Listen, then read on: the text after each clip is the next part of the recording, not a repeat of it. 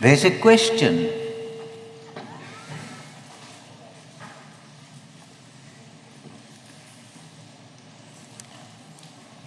Now, how does God regard people who collapse under the stress and the pain of life? People who just collapse. I did some research on the 17th dynasty, which coincides with the life of Jacob and Joseph. It's a fascinating study. The story of Jacob and Joseph will explain in a certain way the problem of chronic pain. Chronic pain.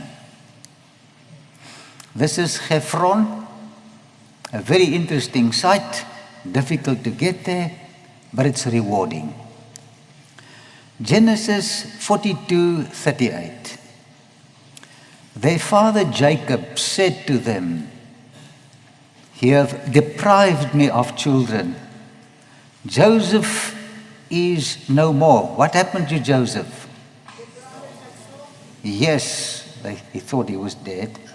"And Simeon is no more." Where was Simeon? He was in jail. Have you ever had a child that went to jail? And now you want to take Benjamin. And then a cry of desperation. Everything, including God, is against me. And here this man of God just sank into a depression. Has life treated you this way? Now, why did this happen to Jacob? Why does it happen to us? At Hebron, I told Loretta, we were designed for only hearing good news, not bad news. We'll never get used to bad news. This wasn't in God's original plan. Into the experience of all, it includes all of us. There come times of keen disappointment and utter discouragement. Days when sorrow is the portion and it is hard to believe that God is still the kind benefactor that His earthborn children, of His earthborn children. Days when troubles harass the soul, till death seems preferable to life. I meet so many people who say, "I wish I was dead." It is then that many lose their hold on God. Could we at such times, if you are in such times, discern with spiritual insight the meaning of God's providences? We should see angels seeking to save ourselves, seeking to save us from ourselves, which is the greatest enemy. Striving to plant our feet upon a foundation more firm than the everlasting hills. And new faith, new life would spring into being. This is Mamre at Hebron. How did Jacob react to the news that his favorite son was killed? Have you had this experience? You know, you can replace a spouse, but you cannot replace a child when a child dies. Just think of Jacob's pain. His favorite son was devoured by a wild animal, and maybe he saw this action. Genesis 37, 31 to 33. Then they got Joseph's robe, slaughtered a goat and dipped the robe in the blood. They took the ornamented robe back to their father and said, "We found this. Examined it to see whether it is your son's robe." He recognized it and said, "Can you see Jacob? It is my son's robe. Just breaking down. Some ferocious animal has devoured him. Joseph has surely been torn to pieces. Jacob tore his clothes, put on sackcloth, and mourned for his son many days. All his sons and daughters came to comfort him, but he refused to be comforted. No, he said, in mourning I will go down to the grave to my son. So the father wept for him. Has this been your experience? Are you suffering from chronic grief? Ecclesiastes 3 verse 4 has got a message for you. A time to weep and a time to laugh. A time to mourn and a time to dance. So maybe your time of grief is over and the time to laugh has come. How long did Jacob mourn the death of his beloved son? 22 years. Another tragedy struck. Famine. You know, troubles like to come together to you. So here's famine. His camels died. He lost sheep. He was going bankrupt. And he had, in addition to that, this chronic pain, weeping about his son, mourning about his son. So Jacob sends his sons to go and buy food in Egypt. And what report about Simeon they brought on their return? The poor old man, Dad, Simeon is jailed. Now the Egyptian jails were no picnic. It was worse than death. So he lost Joseph, and now Simeon is in jail. It's adding up. And then the man who is Lord over the land said to us, now poor old Jacob, listen to this. This is how I will know whether you are honest men. Leave one of your brothers here with me and take food for the starving households and go. But bring your youngest brother to me, so I will know that you are no spies but honest men. Then I will give your brother back to you, and you can trade in the land. Who was the youngest brother? Who was his mother? Rachel. Yeah. This is not the youngest brother.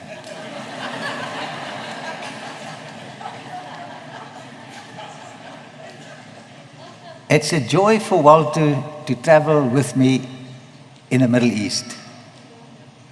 He's happy when the tour ends. Yeah.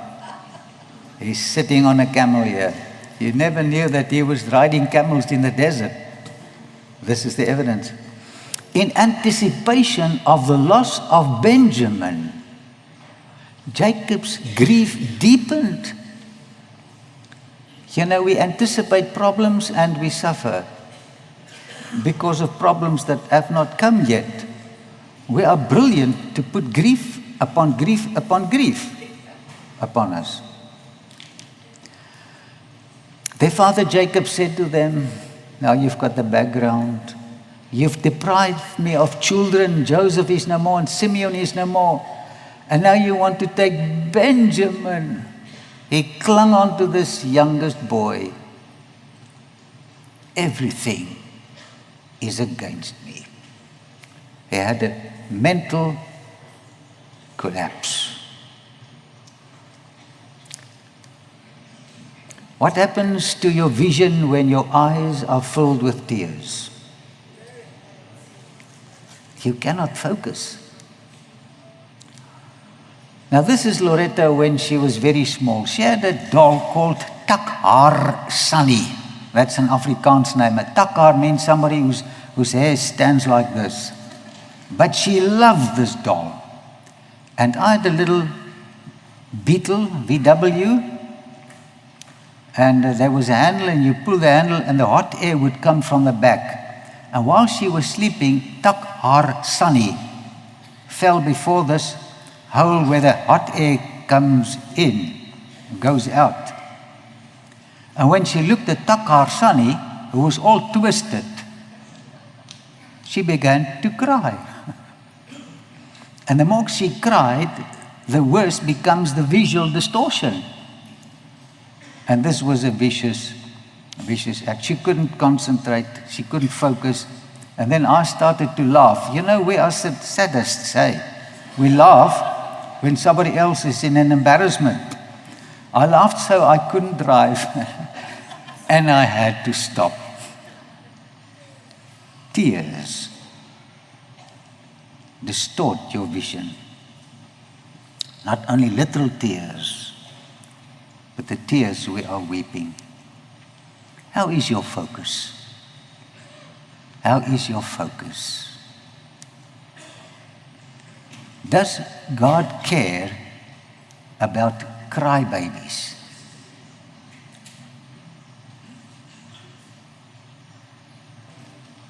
When Jacob sent an email to God saying everything is against me, the Lord deleted the message. He knows how frail we are. Matthew 22, verse 32. I'm the God of Abram, brilliant man. I'm the God of Isaac, a very friendly man.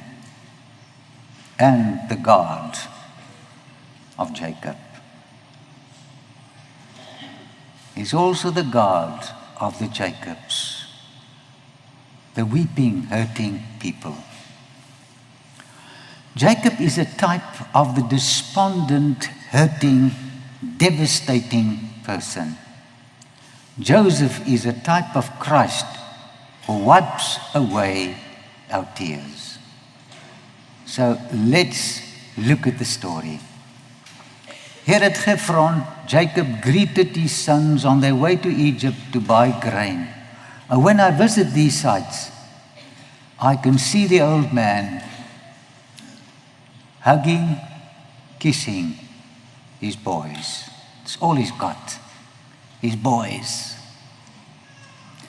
A weeping Jacob embraces Benjamin. Take care, my son. If anything happens to you, I will die. Professor Bitak, an Austrian archaeologist, excavated Avaris, as you see here, and then he filled it up again. The Hyksos came into Egypt, they conquered the land, they went to Memphis, the capital, but they didn't settle their headquarters there. They moved up to Avaris, and it took me a long time to locate this place. The guides couldn't tell me where this was. Eventually I got it, and I took my pictures. So this is the excavations. It's an interesting research. Bitak, Austria, Avaris. Click on the internet and you'll have the info. This filled up area used to be the Hyksos capital where Joseph ruled. So when I come to these sites, the Bible story becomes more real. Somewhere here at Avaris, Simeon was jailed. This is where Joseph placed his silver jug in Benjamin's bag. This is where Joseph discovered the positive change in his brothers. He was not sure if they've changed. Deserted ruins testify of the most striking typology in the Bible. There's no other book like the Bible. Guess what happens to me when I study it? Strangely warmed. And when I see people change as a result of Bible study, and you can believe the Bible, please believe it. I've spent a lifetime to research evidences, to confirm that this book is true. If you read it and you let the Bible read you, something happens. Somewhere here, Joseph revealed himself to his brothers. That was a very emotional moment. It's a beautiful story. This is where the gospel was illustrated here at Afaris in the Nile Delta, illustrated in a most effective way. 45 verse 1. Then Joseph could no longer control himself before all his attendants, and he cried out, "Have everyone leave my presence. Egyptians, get out of here." So there was no one with Joseph when he made himself known to his brothers. What a moment. And he wept so loudly that the Egyptians heard him. The king is crying. And Pharaoh's household heard about it. Man, this was a great cry. And then Joseph, after he used about 20 tissues, said to his brothers with a voice that was breaking, "I'm Joseph." The first question, is Daddy still alive? He missed his father. 22 years he missed the old man. But his brothers were not able to answer him because they were terrified at his presence. The youngster that they sold for cheap, has anybody sold you for cheap? Is now the ruler in Egypt, and they got a fright. Retaliation. They were waiting for retaliation. Verse 4, then Joseph said to his brothers, I like this. Walter, listen to this. Come close to me. How do we treat enemies? Get away. Joseph says, come close to me. How close? I think he embraced each one of them. Come close to me. Close is not this far. It's here.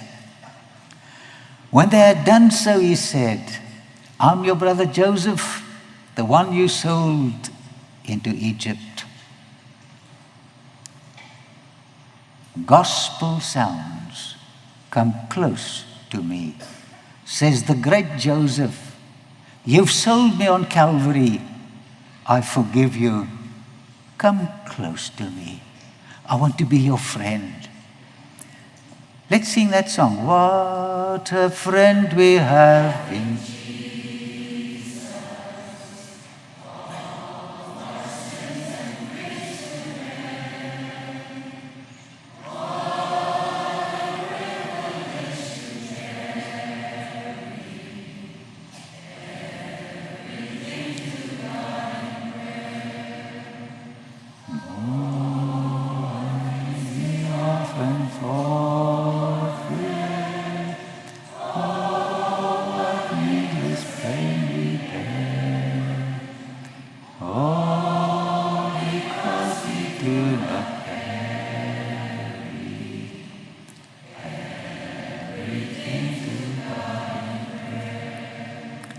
If you have sold the heavenly Joseph, he says to you, come close to me. He's the sinner's best friend. Gospel melodies, gospel sounds from ancient Egypt, from the stories of the Bible. How did he soothe their troubled hearts? Now remember, Joseph is a type of Christ. They were troubled. Verse 5, and now, do not be distressed and do not be angry with yourselves for selling me, because it was to save lives that God sent me ahead of you. In order to save us, our heavenly Joseph had to die. Gospel music. It is the most beautiful music to the sinner's ear. Wadi Tumilat. I searched a long time for Wadi Tumilat, the ancient biblical Goshen. Verse 9. Now hurry back to my father and say to him, this is what your son Joseph says. God has made me Lord of all Egypt. What is the word? Come down to me. Take your time, but come. Don't delay. The heavenly Joseph says, if you haven't given your heart to him, come and don't delay. Today, if you hear my voice, harden not your heart. Thank you. Can you hear the echo coming from our fathers? Come down to me. Don't delay. The Bible is such a wonderful book. It's not myth. You know, the scholars, the critic says the first 11 chapters of Genesis is a myth. Shame. The gospel music comes from the book of Genesis. Gospel melodies still echo from Wadi Tumilat, biblical Goshen.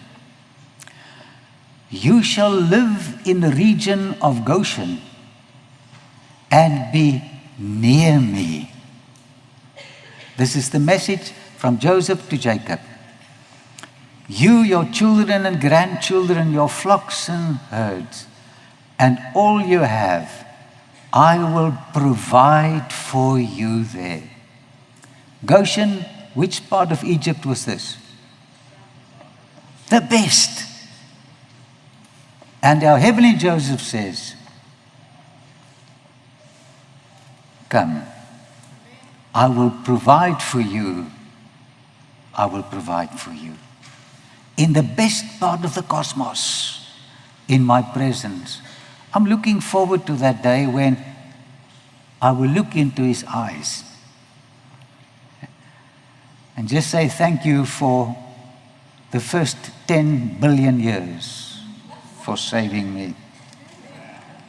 My wife has a problem with me, but the Lord loves me. And I want to say thank you to him.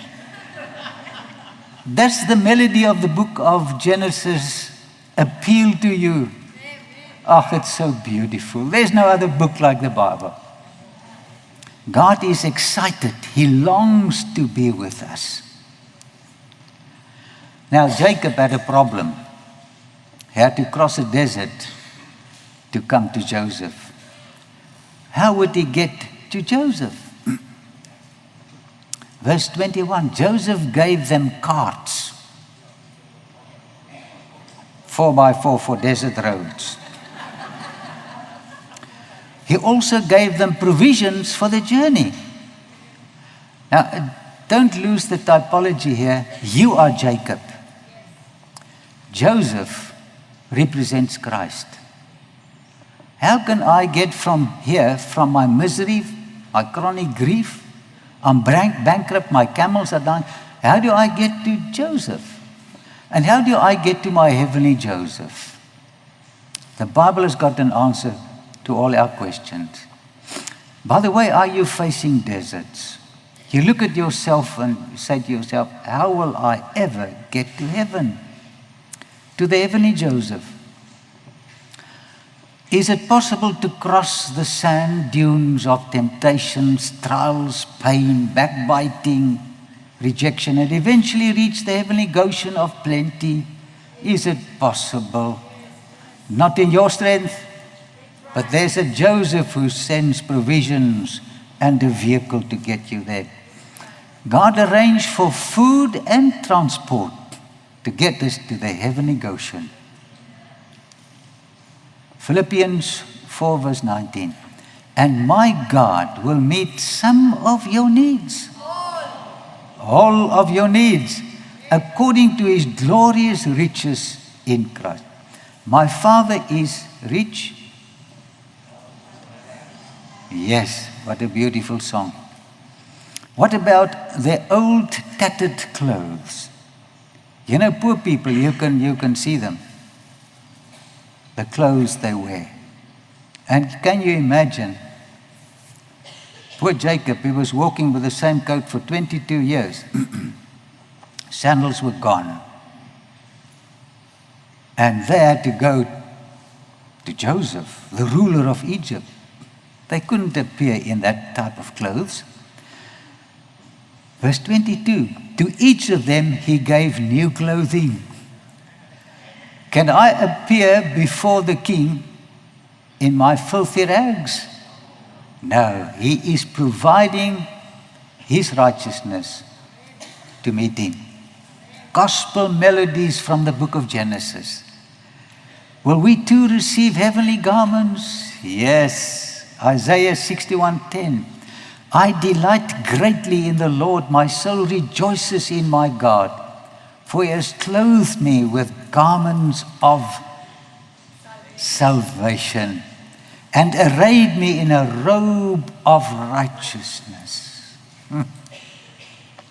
What else did Joseph send to fetch his father? Now you're looking at an Egyptian donkey. Don't underestimate these donkeys. Genesis 45:23. And this is what he sent to his father. 10 donkeys loaded with the best things of Egypt. These poor donkeys, they hardly made it with the weight.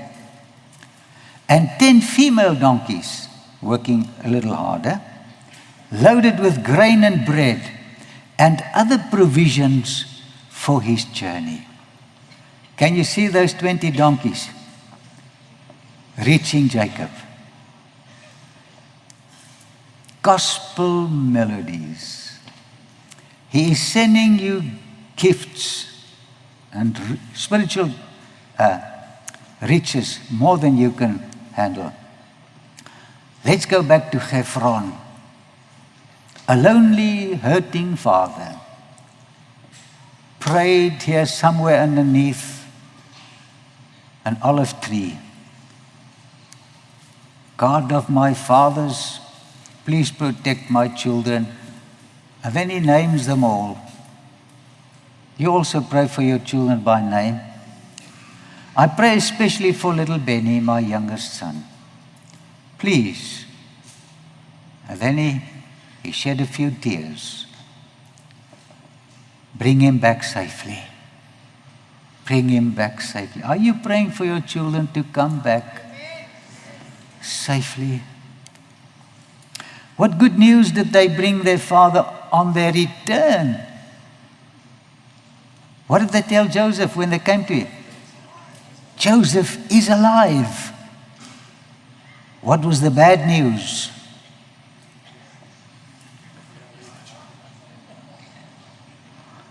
Shame.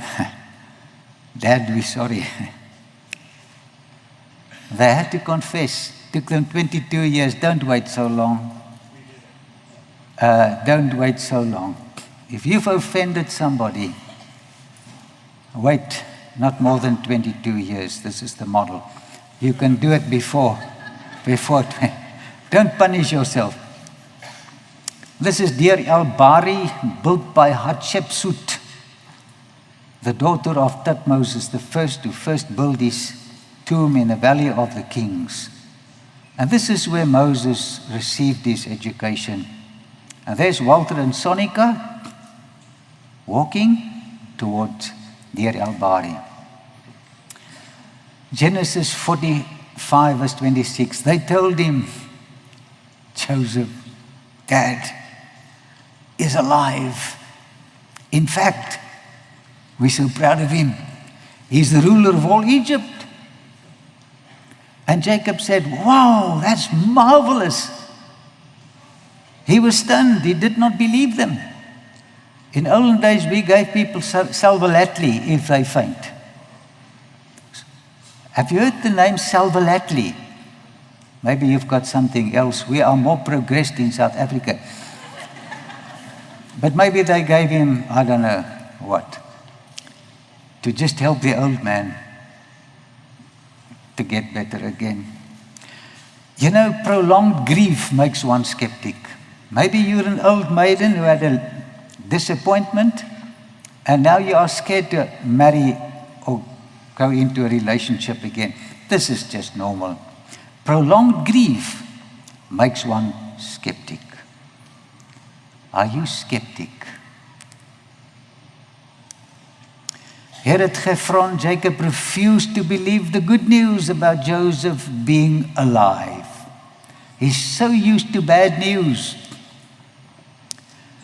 Did the pain and disappointment make you a skeptic? What revived Jacob's spirit? So his sons could not convince him that Joseph is alive. Now this is a man's verse that I'm going to read. What can revive my spirit, your spirit? 45:27. When they told him everything Joseph had said to them, and when he saw the carts Joseph had sent to carry him back, the spirit of their father was revived.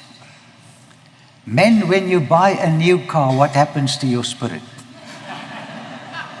Jacob was the same. Yes. Now something else. When you study archaeology, the Hyksos invented the wagon, the cart. And for the first time, he sees something that he's never seen before. A vehicle that could move him around. He was used to donkeys and camels. And look at this. I imagine how he must have felt. Now this is Tutankhamun's chariot. He was called Tutankhaten before, monotheistic, and then he became a polytheist. And maybe something like this. What message did Joseph's cards convey to Jacob?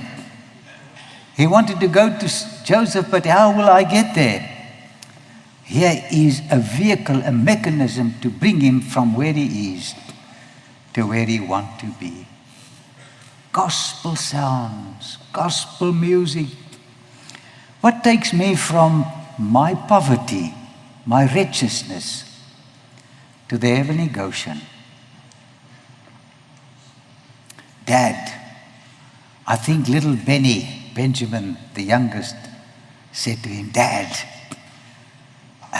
this is a special model that Joseph sent you. It has got mags and Gabriel or Armstrong shock absorbers. Vehicle maintenance plan of 50 years guaranteed by GM on this one. And Dad guaranteed not to overturn and will get you to the end, to the land of Goshen. And while the old man looked at the mags and he checked the shock absorbers, his heart was, yes, his spirit returned. You know, when a sinner realizes there is hope for him to get to heaven, his heart is strangely warmed.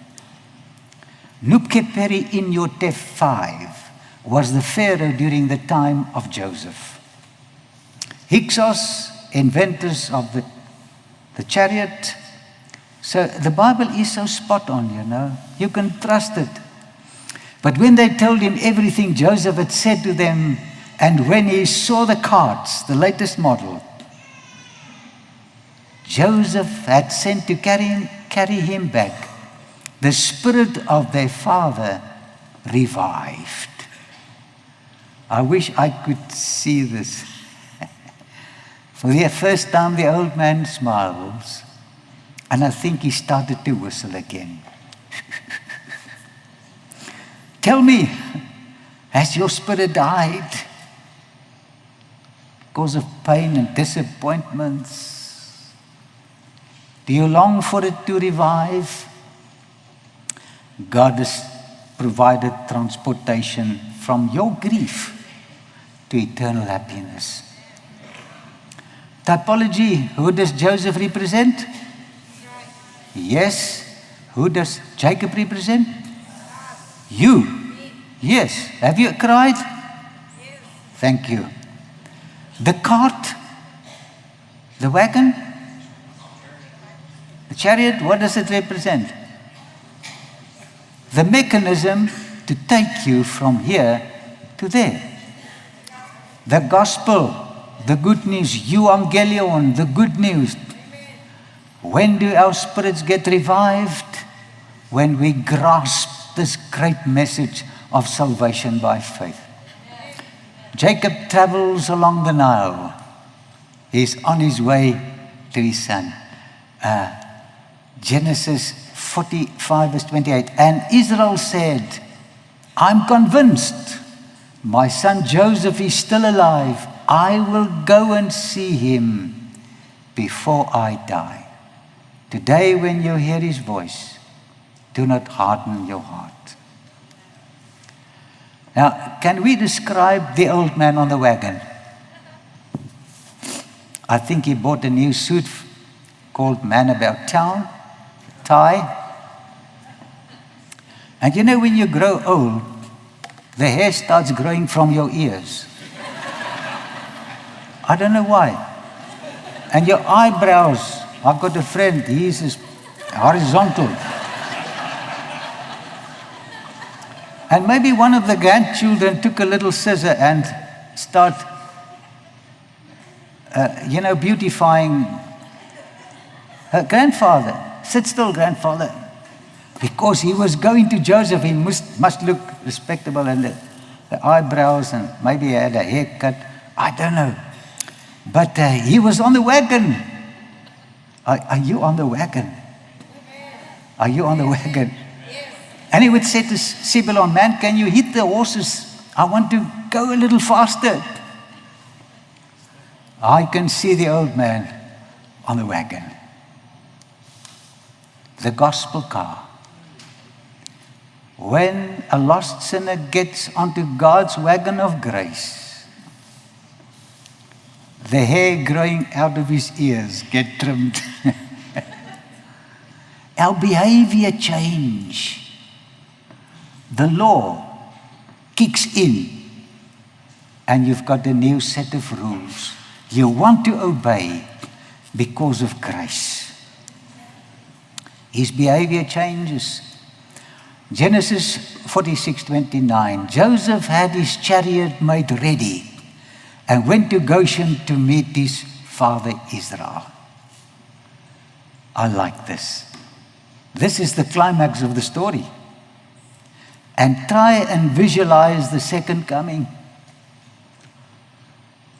A wagon is getting ready to meet you halfway. Not halfway, 99% of the way. And Joseph was excited. He was going to see Dad again. He was going to see his father. Typology, Joseph's preparation.